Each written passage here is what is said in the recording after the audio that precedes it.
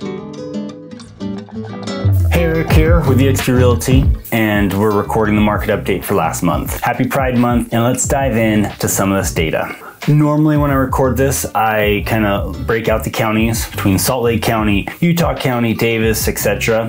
This month I wanted to do a little bit different. I wanted to kind of look at all those numbers that we normally look at, the sold, the change, new listings, the under contract, pending, etc. But look at them all together as kind of the Wasatch Front, because they all tell similar stories, but one of them is a little bit different. Let's dive into this. So new listings for May 2025 compared to May 2024 is actually up a lot. Everyone has been asking me how the market is right now, and listings are sky high. We know Utah Real Estate has a ton of listings. Let's just look at it right now. Active residential listings, 12,554 right now. That is super high. Normally, we're probably closer to the 8,000 to 9,000, 10,000 range of active listings. During COVID, we got down to 1,500, maybe even lower, because there's so many transactions occurring, so many people buying, not a lot of people selling. Now it's kind of reversed. So a lot of active listings. So new listings are up. This year, 3,964 new listings in May. And May is always a good month. May and June, a lot of people list houses because you're going into summer. That is an increase of 5.4% compared to last year. So we're still seeing unlock of the housing market,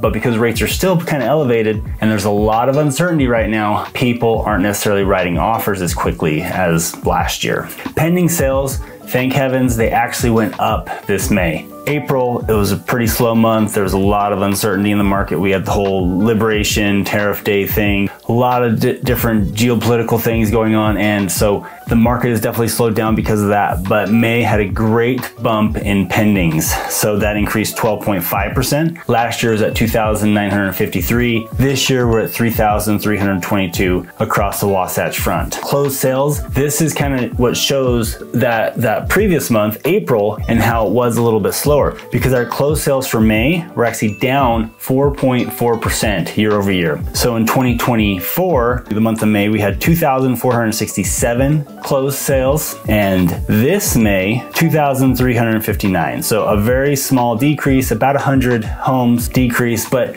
it still kind of tells us a lot. It tells us that, even with all the listings, even with all the choices, all the opportunity that buyers have, they're not chasing the homes as quick, because there's a lot of concern about the economy, a trade war, other uncertainty. When that happens, people just buckle down. And we saw, after the election, we had certainty that the election was done and things kind of ticked up. But when things become uncertain, which they are right now, things are slowing down. Days on market also up. So typically May, June, days on market decrease because a lot of people start moving. Last year we were at 39 median days on market. This year we're at 50. So we've stayed elevated. We've been elevated, between 50 and 60 for probably the last 8 months. So that's a 28% increase.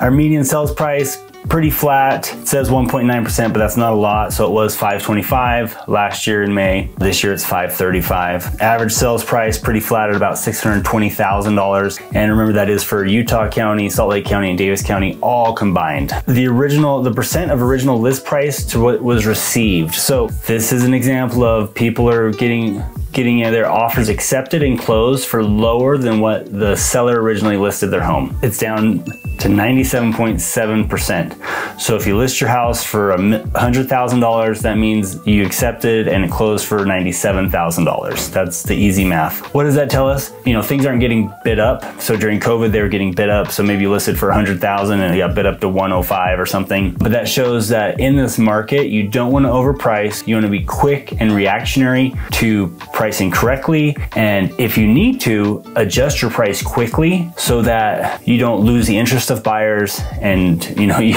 just actually go under contract and you actually sell. That's what's important. Pricing is so important right now, and presentation is so important right now. Lastly, month of supply of inventory. We have 3 months of supply of inventory. That's kind of the highest I've seen for, I don't know, five, 6 years. Like usually we were floating between 1.5 to 2.5, but now that we're up to 3 months of inventory, it's pretty interesting. You know, there's a lot of homes out there. So if you're looking to move, you can. You just have to, you know, be sure and certain that everything's going to be great in your life and you're not losing a job or having to move, etc. Because people are pausing right now and interest rates are bobbing, you know, kind of between 6.5 and 7, which isn't the highest we had.